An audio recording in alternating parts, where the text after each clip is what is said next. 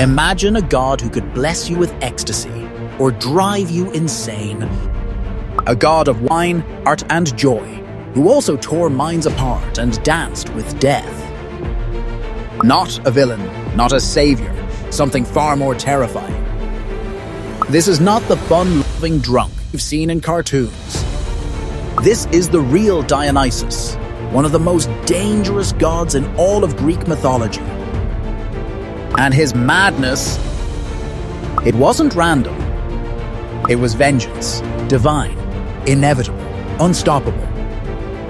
Let's uncover the disturbing story behind the god of madness.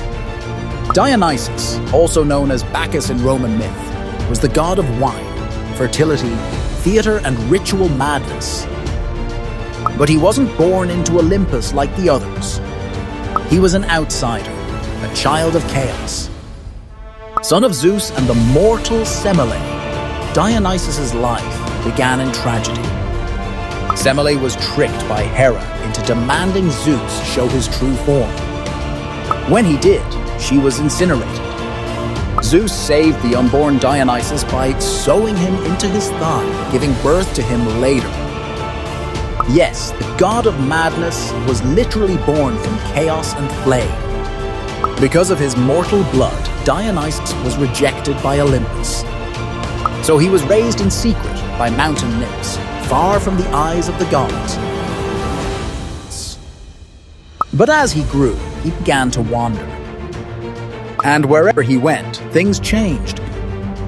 Grapevines sprouted, people laughed, danced, then wept and tore themselves apart.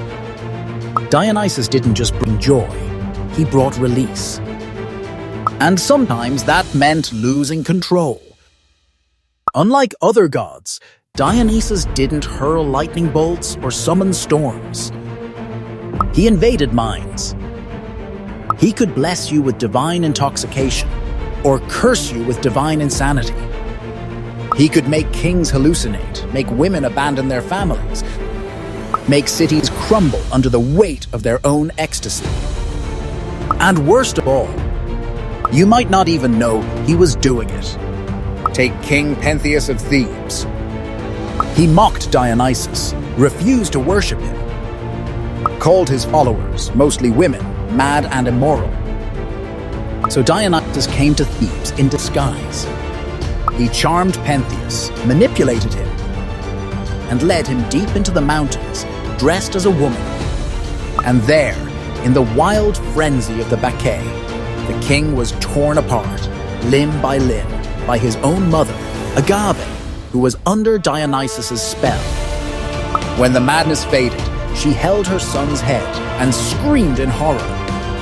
That is the price of denying Dionysus. Wine wasn't just a drink. To the Greeks, it was divine. It loosened tongues, broke walls, brought people together, and tore them apart. Dionysus was the wine. Sweet in small doses, poison in excess. His festivals, like the Dionysian, were wild performances that blurred reality and illusion. He represented freedom, but not the safe kind. The kind that breaks you open and shows you who you really are. Here's the twist. Dionysus wasn't just the god of madness. He was madness itself. But he knew pain. He lost his mother before he was born. He wandered the world, never truly accepted. Even when he earned a seat on Olympus, he remained the god of outsiders. Women, slaves, artists, and those society rejected. His madness was both punishment and liberation. In Greek philosophy, Dionysus represented chaos, while Apollo represented order. Reason versus emotion, logic versus ecstasy, civilization versus instinct. But the Greeks knew both are necessary. Too much Apollo, you get tyranny. Too much Dionysus, you get ruin. Together, they defined the human experience. We still feel Dionysus in music festivals, in revolutions, in art that shocks and frees, in moments where we let go give in, and feel something more.